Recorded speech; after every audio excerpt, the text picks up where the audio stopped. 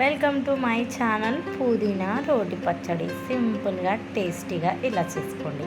పుదీనాని కడిగి ఎండలో కానీ ఫ్యాన్ కింద కానీ ఆరబెట్టుకోవాలి.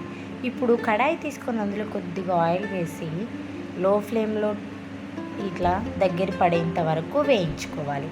అదే కడాయిలో కొద్దిగా నూనె జీలకర్ర వేసి పచ్చిమిర్చిని కూడా వేయించుకోవాలి. మళ్ళీ కొద్దిగా పల్లీలను తీసుకొని వాటిని కూడా వేయించుకోవాలి. ఈ వేయించుకున్న మిశ్రమాలను పక్కనుంచుకొని ఇప్పుడు ముందుగా రోట్లో పచ్చిమిర్చిని వేసి మెత్తగా దంచుకోవాలి.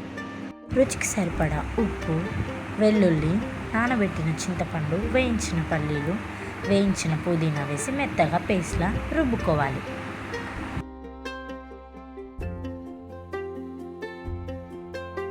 ఇప్పుడు స్టవ్ వెలిగించి కడాయి పెట్టుకొని అందులో కొద్దిగా ఆయిల్ వేసి ఎండుమిర్చి, తాలింపు గింజలు, జీలకర్ర, వెల్లుల్లి, కరివేపాకు వేసి ఫ్రై చేసుకోవాలి.